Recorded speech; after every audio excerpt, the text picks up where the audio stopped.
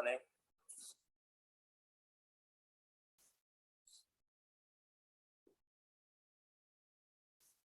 बिना paper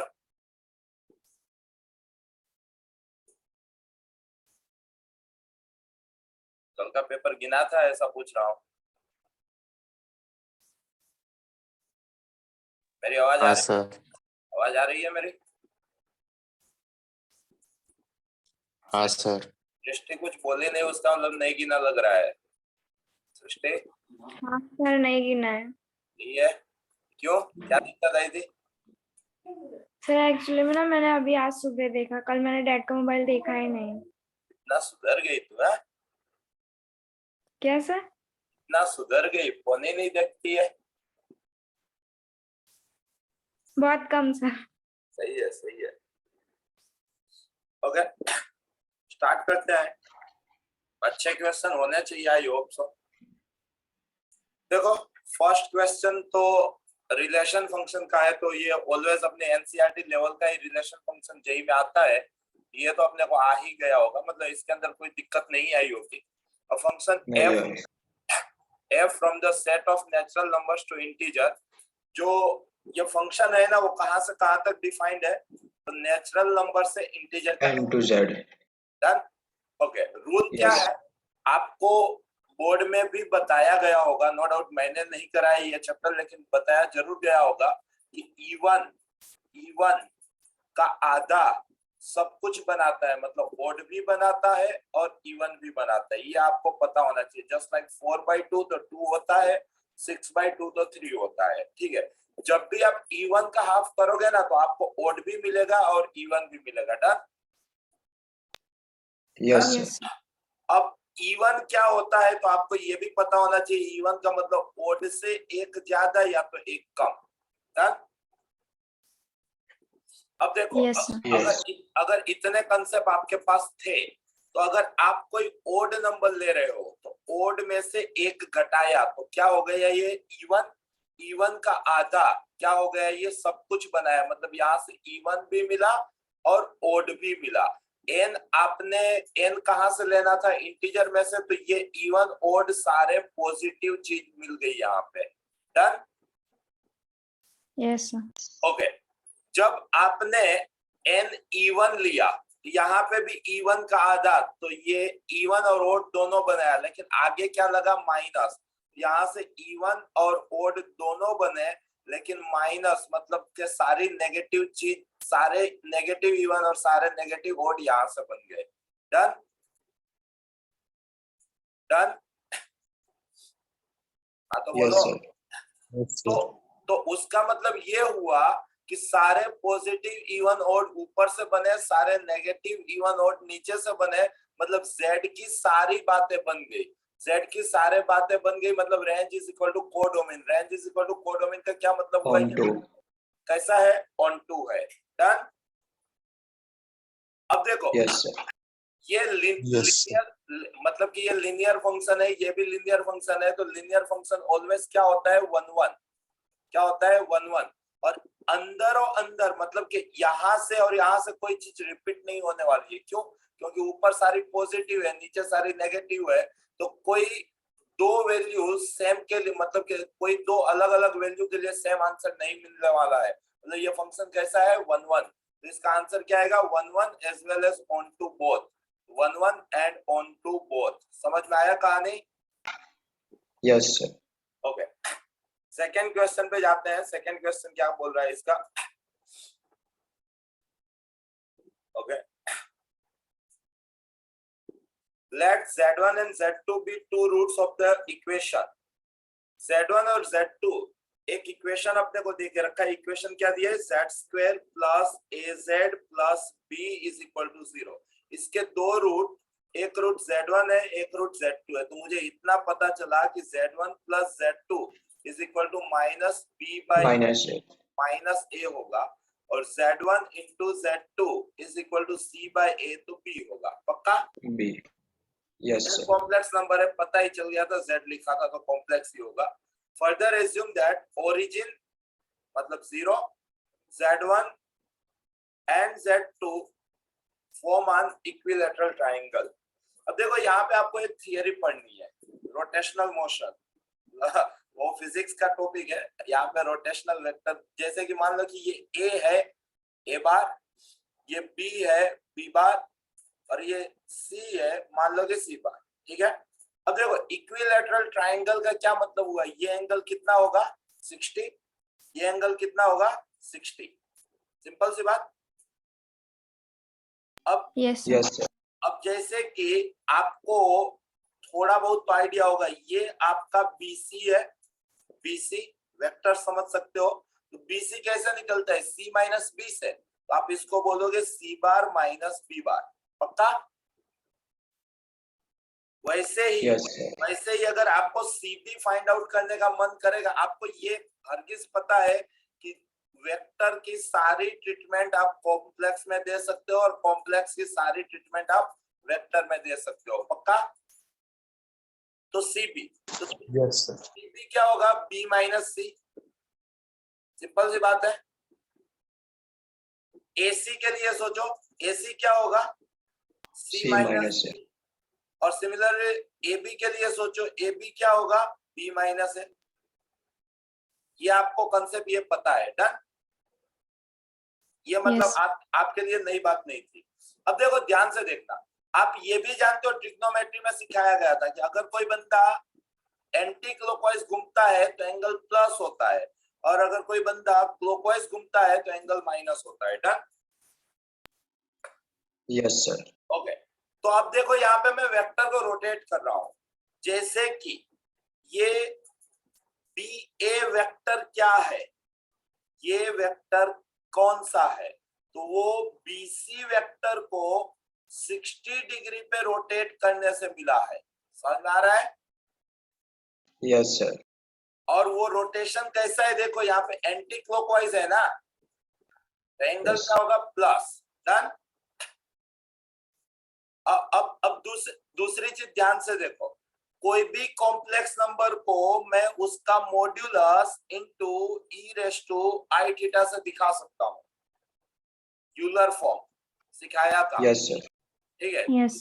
complex number को r cis theta, physics में भी आप यूज करते होगे r cos theta plus i sine theta, तो वही वाला कंसेप्ट है। किसी भी कॉम्प्लेक्स नंबर को मैं उसके modulus into e raise to i theta के फॉर्म में लिख सकता हूँ, यूलर फॉर्म। राइट। तो देखो आपको पता चला कि ये बी ए बना कैसे है, तो बीसी को 60 पे रोटेट करने से बना है। पक्का? Yes, sir. और ये इक्विलैटरल ट्रायंगल है, उसका मतलब ये हुआ कि ये बीसी और एबी का मोड तो कितना होगा, सेम होगा, सेम होगा। Yes, sir. तो मतलब के ये बी ए नई कोई बात है नहीं, वो बीसी को 60 डिग्री पे रोटेट करने से बन गया था। डन। Yes, sir. वैसे ही दूसरी चीज सोचो, यहाँ पे आप देखो कि ये वाली चीज है, ये बीसी बना कैसे है, तो एसी को 60 डिग्री रोटेट करने पे बना है। Yes, sir. पक्का? Yes. तो Yes, sir. मतलब ये हुआ कि ये सीबी बना कैसे है, तो सीबी बना है सीए को 60 डिग्री रोटेट करने से। सिंपल सी बात। ये Yes, sir. वेक्टर कैसे आया, तो इस वेक्टर को 60 डिग्री रोटेट किया तो आया। सिंपल। Yes. अब अगर ये चीज आप देख लिए, तो आपने इन दोनों का रेशियो लिया, तो b a upon c b is equal to b c upon c a. Done. क्योंकि ये ई रेस टू आई 60 तो कैंसिल हो जाएंगे।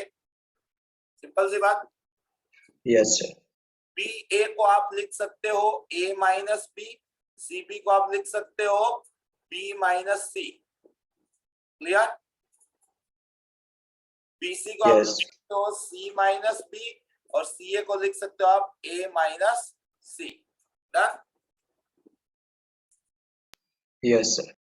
तो जब आप क्रॉस मल्टीप्लाई करोगे इनको, तो आपको मिलेगा a इंटू ए मतलब A square minus A C minus B A plus B C is equal to right hand side B C minus B square minus C square plus B C. Clear? Yes, sir. तो देखो ये BC cancel out हो गया, square वाली term left hand side जाके positive हुई और इधर माइनस वाली टर्म राइट हैंड साइड आके पॉजिटिव हुई। तो आपने देखा कि ये तो A square plus B square plus C square is equal to A B plus B C plus A C हो रहा है। क्लियर? क्लियर? Yes, sir. तो अब से आप अपने दिमाग में फिट कर लोगे कि अगर या तो फिर हर बार इस तरह से फास्ट सोल्व करोगे या तो दिमाग में फिट कर लोगे। जैसे कि मैंने सोल्व किया है लेकिन मुझे तो एग्जाम देनी है नहीं, तो मैं तो कुछ भी कर सकता हूँ। आप लोगों को एग्जाम देनी है तो आप लोगों को अगर ये चीज प्रिपेयर कर लोगे तो ज्यादा बेहतरीन रहेगा। ठीक है? अगर इक्विलैटरल ट्रायंगल के 3 वर्टाइसेस ए बी और सी मिलते हैं तो उसके लिए A square plus B square plus C square is equal to A B into B C into A C होता है। पक्का? डन?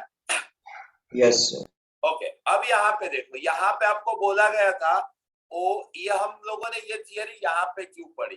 क्यों? क्योंकि यहाँ पे बोला गया है कि ओ Z1 और Z2 ये क्या है? इक्विलैटरल ट्रायंगल फॉर्म कर रहे हैं।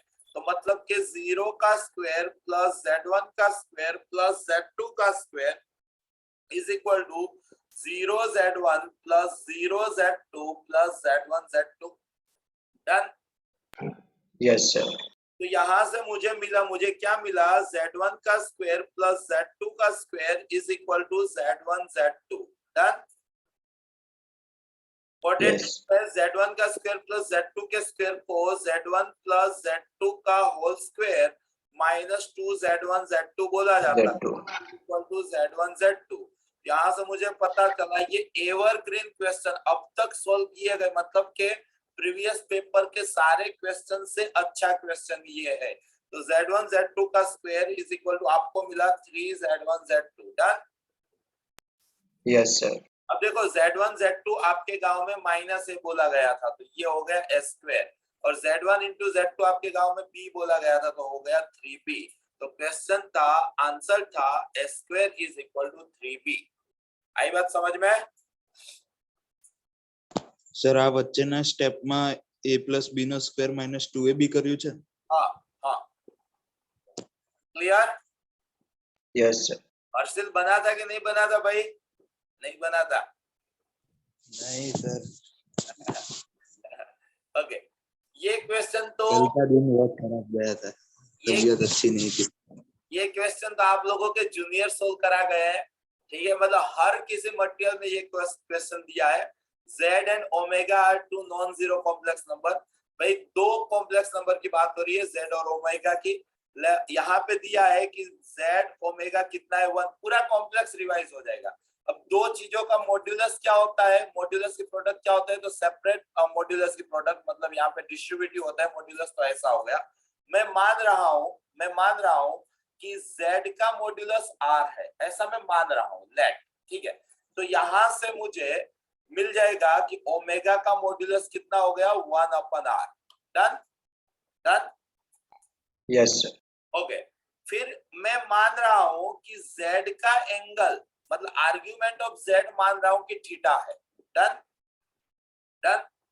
तो यहाँ पे देखो, यहाँ पे आपको एक चीज दी है, argument of Z minus argument of omega π/2 है।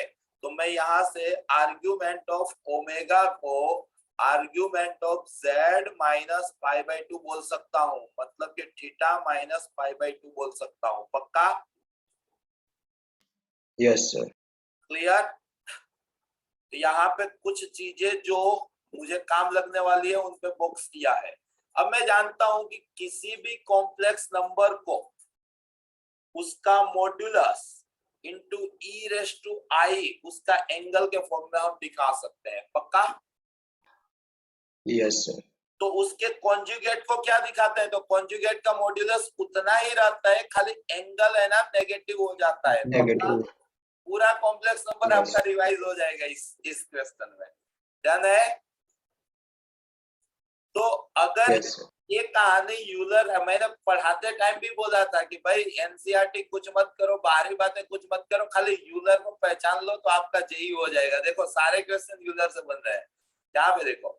तो मैं z अगर लिखना है, ये तो थियरी वाला z था, मेरे को इस क्वेश्चन वाला z लिखना है, तो z का मैग्नीट्यूड कितना चल रहा है यहाँ पे r e raise to i, z का एंगल कितना चल रहा है यहाँ पे थीटा, ये मेरा z हुआ, पक्का? मेरे को ओमेगा लिखना है, दो कॉम्प्लेक्स नंबर की बात हो रही थी ना, एक z था और एक ओमेगा था। अगर मेरे को ओमेगा लिखना है तो ओमेगा का मैग्नीट्यूड कितना चल रहा है यहाँ पे 1 अपन R E raise to I, omega का एंगल कितना चल रहा है theta minus pi by two, theta minus pi by two, done? Yes, sir. मेरे को पूछा क्या है भाई? मेरे को पूछा है z बार ओमेगा। क्या पूछा है? z bar omega. तो z बार कितना होगा? तो r e raise to minus i theta, और ओमेगा दिख रहा है क्या नजर के सामने? 1 upon r e raise to i theta minus pi by two, done? Yes, sir. तो देखो ये r और r जय माता जी हो गए, बचपन से सिखाया गया a raise to x, a raise to y, a raise to x plus y। X plus Y. यहाँ पे e रेस टू आई, यहाँ पे minus theta plus theta minus pi by two, done? Yes, sir. e raise to minus theta, theta गया तो e raise to minus i pi by two. अब आपको ये भी सिखाया गया है e raise to i theta को आप बोलते हो cos theta plus i sine theta भी बोलते हो अल्टरनेटिंग करंट वाले चैप्टर में, क्लियर? अगर पढ़ाया गया होगा तो इसको आप बोलोगे cos of minus pi by two plus I of sine of minus pi by to. तो कॉस पाई बाई टू तो 0, sine pi by to 1, minus है तो -1, तो इसका आंसर था माइनस आई। Minus I. समझ में आई कहानी? और गारंटी ले सकता हूं कि ये मेथड जरूर आपके टाइम पे रिपीट होगी, गारंटी ले रहा हूं। नेक्स्ट क्वेश्चन देखो, आप अगर अपनी एनसीईआरटी के लास्ट पेज पे जाओगे ना, तो आपको दो चीजें मेरी लिखाई हुई मिलेगी कि अगर 1 प्लस आई और 1 माइनस आई दिख जाए तो उसको आई बोलते हैं, माइनस आई बाई 1 प्लस आई दिख जाए तो उसको माइनस आई बोलते हैं, 1 प्लस आई के स्क्वायर को 2i बोलते हैं, 1 माइनस आई के स्क्वायर को -2i बोलते हैं। ये लास्ट पेज पे आप लोगों ने लिखा होगा 11th में, ठीक है? हाँ. तो यहाँ पे देखो ये 1 प्लस आई और 1 माइनस आई, तो उसको क्या बोलते हैं भाई? आई रेस टू एक्स कितना हुआ 1। मैं जानता हूँ कि यार आई अगर 4 के मल्टीपल में दिखता है तो वही 1 होता है भाई, तो मतलब ये जो एक्स है ना वो 4 का मल्टीपल होना चाहिए था, ठीक है? समझ में आया? Yes sir. Okay next. Yes next अब देखो, ये चाहे आप डिटर्मिनेंट समझ लो और चाहे आप वेक्टर समझ लो, या तो दोनों का कॉम्बो समझ लो। दुनिया डिटर्मिनेंट, देखो दुनिया कितनी गुस्ताखी करती है, डिटर्मिनेंट्स को एलजेब्रा बोलती है और वेक्टर को वेक्टर बोलती है, ठीक है? ये दोनों सेम ही है। पहली चीज आपको यहाँ बोला है માંથી બે ભાગ કરી નાખ, ત્રીજા સ્તંભમાંથી બે ભાગ કરી નાખવા। डन। लेकिन क्वेश्चन सुनो, देखो this and this non coplanar. आप लोगों को दिमाग में एनसीईआरटी के चैप्टर 10th में एक लाइन डाली थी कि अगर 3 वेक्टर कोप्लेनर तो उसका डिटर्मिनेंट 0, अगर 3 वेक्टर नॉन कोप्लेनर तो उसका डिटर्मिनेंट 0। तो यहाँ पे बोला है, मेरी 6 लाइनों के एक लाइन है इसके अंदर, ठीक है? यहाँ पे बोला है कि ये 3 क्या है, नॉन कोप्लेनर है। तो मैंने बोला अच्छा, मतलब कि ये 1a स्क्वायर, फिर ये 1b स्क्वायर और ये 1c स्क्वायर, ये क्या होगा? नॉन जीरो होगा। जीरो। अब यहाँ पे देखो, आपका जो डिटर्मिनेंट्स दिया है ना, उसमें मैंने 2 बार इंटरचेंज कर लिया, तो ये 1 प्लस ए क्यूब हो गया, ये 1 प्लस बी क्यूब हो गया, ये 1 प्लस सी क्यूब हो गया, फिर यहाँ पे ए बी सी हो गया, और यहाँ पे ए स्क्वायर बी स्क्वायर सी स्क्वायर हो गया। 2 बार इंटरचेंज करने से कोई फर्क नहीं पड़ेगा या तो वैसे भी इज इक्वल टू 0 है तो कोई फर्क नहीं पड़ेगा।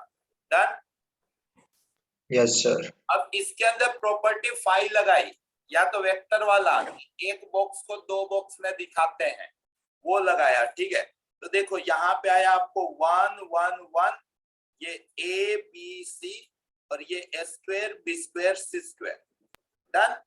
प्लस यहाँ पे आया आपका ए cube B cube C cube, ये ए बी सी और ये ए स्क्वायर बी स्क्वायर सी स्क्वायर। डन। Yes sir.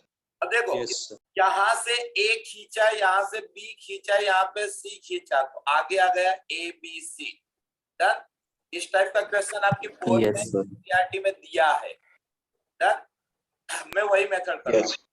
तो अब मैं 2 इंटरचेंज वापस कर रहा हूँ, इन दोनों को इंटरचेंज किया और उसके बाद इन दोनों का इंटरचेंज किया, तो चीजें वैसी की वैसी रही। ये हो गया 1 1 1, ये हो गया ए बी सी और ये हो गया ए स्क्वायर। ये बोर्ड में भी आ चुका क्वेश्चन है, एनसीईआरटी का ही क्वेश्चन है। ये 1 1 1, ये ए बी सी और यहाँ पे ए स्क्वायर बी स्क्वायर सी स्क्वायर। डन। तो यस सर। इन दोनों में से मैंने डिटरमिनेंट्स कॉमन लेके आ जाओ। 1 1 1 ए बी सी और ये ए स्क्वायर बी स्क्वायर सी स्क्वायर इतना कॉमन ले लिया, तो क्या बचा, पहले में 1 और दूसरे में ए बी सी। डन। ये सब कहानी चल रही थी इज इक्वल टू 0 पे, लेकिन गिवन था कि भाई ये तो 0 नहीं होगा, तो फिर 0 किसको होना पड़ेगा, इसको ना। तो उसका मतलब ये हुआ कि एबीसी को कितना होना पड़ेगा, -1। समझ में आया? Yes. Okay. Yes, sir. Next, guarantee लेता हूं कि ये मेथड इस साल भी आएगी। इसको बोला जाता है सिस्टम ऑफ इक्वेशन। क्या बोला जाता है? System of equation. Of equation. एक बार जब से रिवाइज कर देता हूं क्योंकि सारे पेपर में चालू हो जाएगा। अगर मान लो कि आपको 3 इक्वेशन दिए हैं, a1x b1y c1z is equal to d1, a2x b2y c2z is equal to d2, a3x b3y c3z is equal to d3। तो आपको सबसे पहले 4 चीजें फाइंड आउट करनी है। एक फाइंड आउट करना है कैपिटल डी, एक फाइंड आउट करना है d1, एक फाइंड आउट करना है d2 और एक फाइंड आउट करना है d3। पढ़ाते टाइम भी बोला था कि इंजीनियरिंग में 7 मार्क्स में, बोर्ड में 3 और 4 मार्क्स में, बाकी जेई में तो 4 मार्क्स में कंप्लीट आने वाला ही है। डी क्या होगा? तो डी का मतलब कोएफिशिएंट। कोएफिशिएंट क्या है यहाँ पे? जैसे कि a1 b1 c1, यहाँ पे क्या है a2 b2 c2, यहाँ पे क्या है a3 b3 c3। ये अगले साल इंजीनियरिंग में भी पढ़ाएगा आपका प्रोफेसर कॉलेज का, ठीक है। d1 क्या होगा? तो first column replace by constant term, so ये क्या हो जाएगा d1 d2 d3, यहाँ पे वैसा b2 b3 और ये c1 c2 c3। वैसे d2 क्या होगा? तो d की सेकेंड कॉलम कांस्टेंट से रिप्लेस होगा, तो ये a1 a2 a3, यहाँ पे आ जाएगा d1 d2 d3 और यहाँ पे आ जाएगा c1 c2 c3। d3 क्या होगा? तो d की third column replace by constant, तो यहाँ पे पहला as it is a1 a2 a3, यहाँ पे दूसरा as it is b1 b2 b3 और तीसरे में कांस्टेंट, तो यहाँ पे क्या आ जाएगा d1 d2 d3। क्लियर? अब यस सर। आप क्या करोगे? डी गिनोगे। डी गिनोगे ना तो 2 चीजें हो सकती है कि डी हो सकता है कि आपको 0 मिल जाए या हो सकता है कि आपको नॉट इक्वल टू 0 मिले। अगर डी नॉट इक्वल टू 0 है तो उसका यूनिक सॉल्यूशन मतलब 1 एंड ओनली 1 मिलेगा, यूनिक सॉल्यूशन एग्जिस्ट करेगा। क्लियर? क्लियर? Yes, sir. अगर d 0 है तो आपको वापस गिनना पड़ेगा d1 d2 और d3। अगर इनमें से एटलीस्ट वन नॉन जीरो निकले। अगर डी जीरो और छोटे डी में से कम एक कोई चीज नॉन जीरो, तो उसका मतलब उसको सॉल्यूशन नहीं मिलेगा। क्लियर? क्लियर? Yes sir. और अगर आपने गिना डी जीरो आया और फिर आप D1 D2 D3 गिनने गए, वो सब जीरो आए, मतलब D1 is equal to D2 is equal to D3, ये सब जीरो आए, मतलब कि चारों चार जीरो आए, तो उसका मतलब इनफाइनाइट मैनी सॉल्यूशन मिलेगा। पक्का? Yes sir. तो किसी भी इक्वेशन के सॉल्यूशन के तीन ही टाइप होते हैं, या तो यूनिक, या तो नल, या तो इनफाइनाइट। अब ये जो यूनिक सॉल्यूशन है वो क्या होता है? तो वो होता है D1/D माइनस D2/D और D3/D। जो आपका XYZ होता है ना, वो क्या होता है? तो ये होता है D1 आप गिने हो, D2 आप गिने हो, D3 आप गिने हो, D1/D आपका X होगा, माइनस D2/D आपका Y होगा, और D3/D आपका Z होगा। डन? डन? Yes sir. ये थियरी का दादाजी कौन है? तो डी। डी क्या होता है? तो कोएफिशिएंट वाला डिटरमिनेंट। ठीक है, अगर डी नॉन जीरो तो यूनिक सॉल्यूशन, अगर डी जीरो तो फिर आप उसी डी के फर्स्ट कॉलम को अगर कांस्टेंट से रिप्लेस करोगे, देखो सबसे पहले फोटो इस फॉर्म में बना देना, लेफ्ट हैंड साइड वेरिएबल और राइट हैंड साइड कांस्टेंट। ये अगले साल बीई बीटेक में आपको 7 मार्क्स की इंपॉर्टेंट थियरी है, जो अभी से आप सीख गए, तो जब प्रोफेसर ये चीज पढ़ाएगा तब आप कॉलेज में किसी के साथ घूम सकते हो। समझ में आई बात? अब देखो, आपको यहाँ पे कैपिटल डी बनाना है। कैपिटल डी कैसे बनेगा? कोएफिशिएंट से। ठीक है, उसके फर्स्ट कॉलम को रिप्लेस करोगे कांस्टेंट से तो D1 कहलाएगा, सेकंड कॉलम को रिप्लेस करोगे तो D2 कहलाएगा, थर्ड कॉलम को रिप्लेस करोगे तो D3 कहलाएगा। अब आप देखो, अगर कैपिटल डी जीरो मिला तो मतलब लफड़ा है। दो केस हो सकते हैं, या तो नल आएगा या तो इनफाइनाइट आएगा, तो उसके लिए आप D1 D2 D3 गिनोगे। एटलीस्ट वन नॉन जीरो मिला तो मतलब आंसर नल सॉल्यूशन आया, और सब जीरो मिल गए तो आंसर इनफाइनाइट सॉल्यूशन आया, और अगर डी नॉन जीरो मिला था तब तो यूनिक सॉल्यूशन आया था। समझ में आई कहानी? Yes sir. अब यस सर। इसमें लॉजिक होता है और लॉजिक होता है। देखो, सॉल्यूशन तीन ही टाइप के होते हैं। ये जो मैंने बोल दिया ना, अगर इतना याद रह गया ना तो जेई का 4, मैं गारंटी लेता हूं कि ये मेथड जरूर आएगी। ठीक है, तो जेई का 4 नंबर फिक्स हो जाता है। यहाँ पे देखो, मैंने बोला कि सॉल्यूशन के तीन ही टाइप होते हैं। कौन कौन से तीन टाइप होते हैं? या तो यूनिक सॉल्यूशन, मतलब एक ही सॉल्यूशन मिलेगा, या तो एक भी सॉल्यूशन नहीं मिलेगा, या तो इनफाइनाइट मेनी सॉल्यूशन मिलेंगे। देखो, एक वो मैंने जब एमबीए की प्रिपरेशन कर रहा था तब एक किताब पढ़ी थी, आप लोगों को भी पढ़नी चाहिए। उसका नाम है अल्केमिस्ट। क्या नाम है? Alchemist. Best seller all over the world. Writer है पोलो कोएलो। आप लोगों ने एक शाहरुख की मूवी देखी होगी। शाहरुख की मूवी थी, क्या नाम था उसकी? वो ये कौन है, रणबीर की वाइफ का क्या नाम है? दीपिका की फर्स्ट मूवी, जिसमें वो शाहरुख मतलब दोबारा जन्म लेता था। उसका एक डायलॉग था, मूवी को जान दो, दिल लगान जान दो।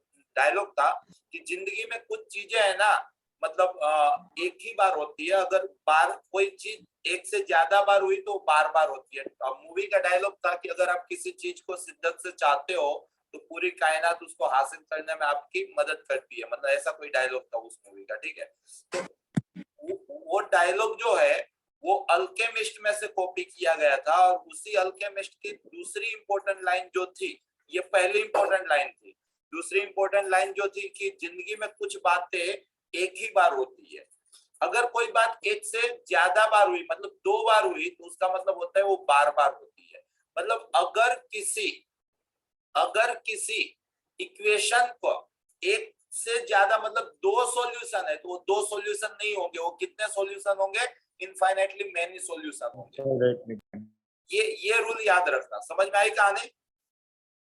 अब देखो, अगर आपको ये कहानी दिमाग में बैठ गई तो आपको इस क्वेश्चन में इस कहानी का क्या लेना देना है? तो इफ दस, ये आपको इक्वेशन दिया है, बोला है कि इसके नॉन जीरो सॉल्यूशन है। मैं हरी सब्जी खा के आया हूं, मैं देख रहा हूं कि इसका एक सॉल्यूशन 0 0 0 तो फिक्स है। क्यों? क्योंकि ये होमोजेनियस इक्वेशन दिया है और होमोजेनियस इक्वेशन का 0 0 0 सॉल्यूशन तो होता ही है। पक्का?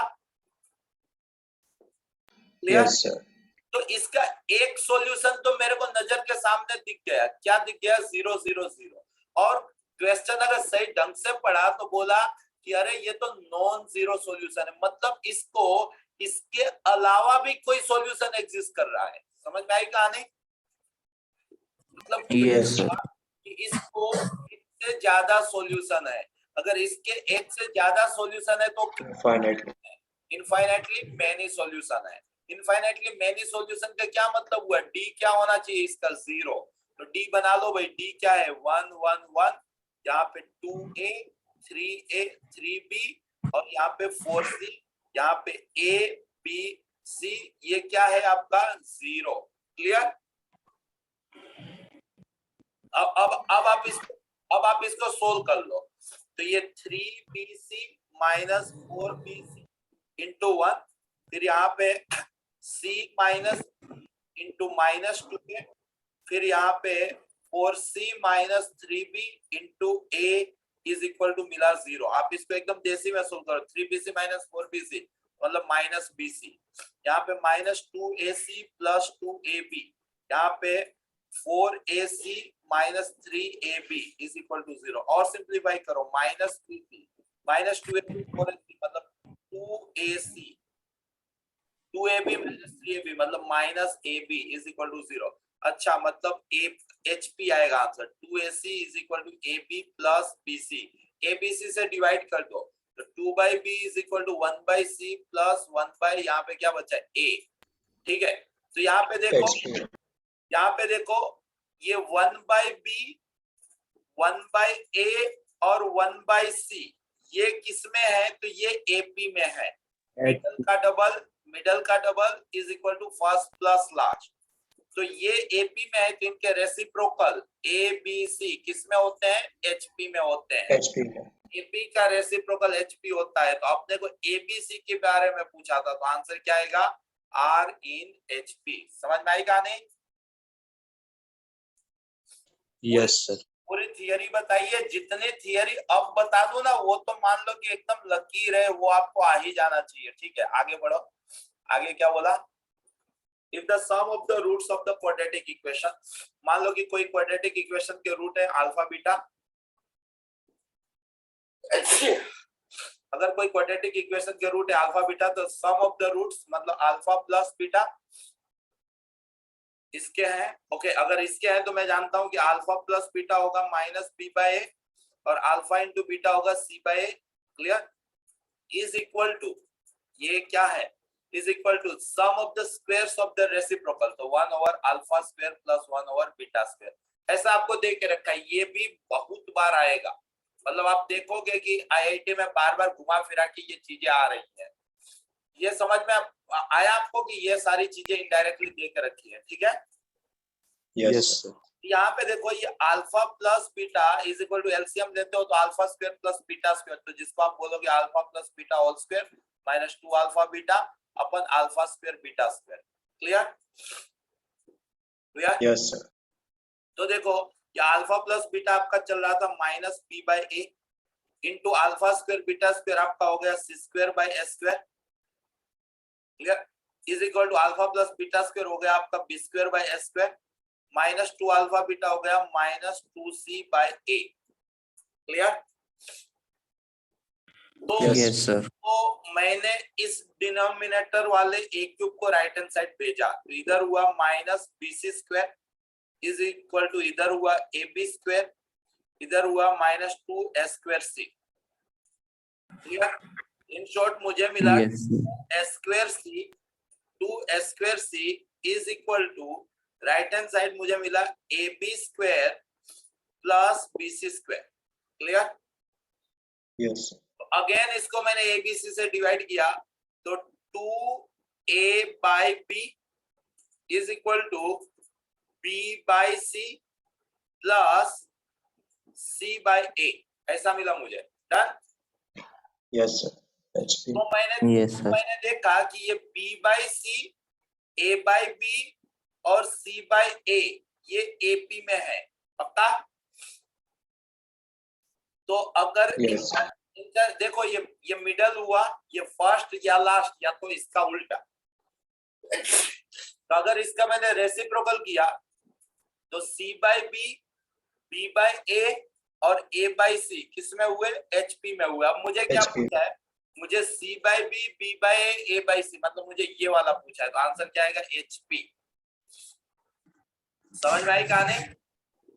Yes, Yes. sir. Okay, next.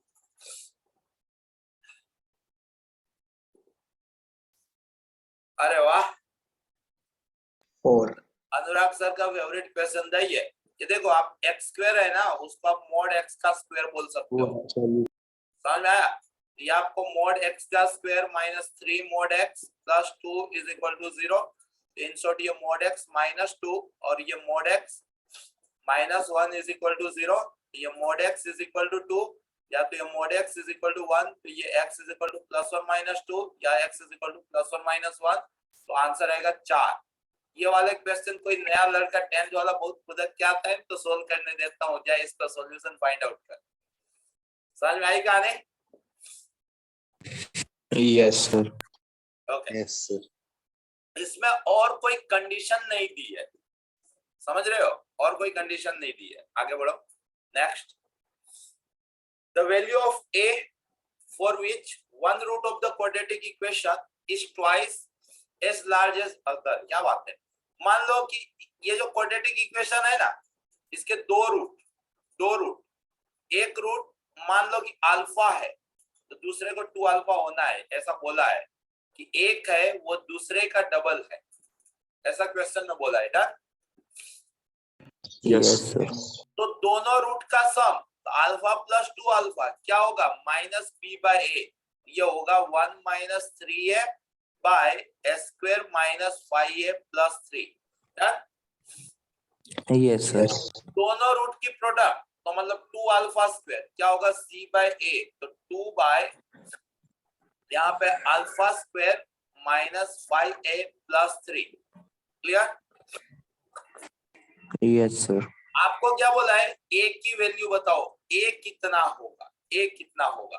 तो देखो यहाँ पे आपको 3 अल्फा मिला, ये यहाँ पे आपको 2 अल्फा स्क्वायर मिला, ये यहाँ पे स्क्वायर है। डन। तो मैंने क्या किया, इधर स्क्वायर कर लिया, तो 9 alpha square is equal to ये हो गया 1 माइनस 3A का स्क्वायर ओवर ये S square minus 5A plus 3 का square. Clear? Yes. Yes, sir. Is equal to 9 time. अब देखो ये 2 alpha square is equal to 2 था, तो ये 2 कट गया था, तो यहाँ पे अल्फा स्क्वायर की वैल्यू है मेरे पास, कितना है? 1 और S square minus 5A plus 3।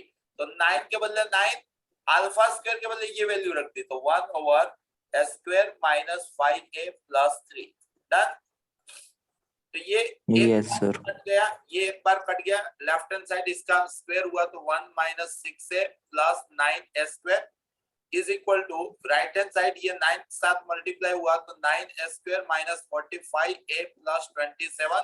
अब इसको 9S स्क्वायर भी यहाँ से कट गया, 45 इधर गया तो हो गया 39 है में भी। ओके, और 27 में से एक गया तो इधर हो गया 26, तो A पॉजिटिव मिला 2/3। Done. Done. Yes, Yes. sir. Yes. Okay, ये कितने नंबर का क्वेश्चन था? Number 9. 9 हुए अभी, ऐसा? ज्यादा थियरी सिखा दे क्या? रिजॉइन हो जाओ तो फिर 15 तक तो पहुंचना है। रिजॉइन हो जाओ, रिजॉइन हो जाओ।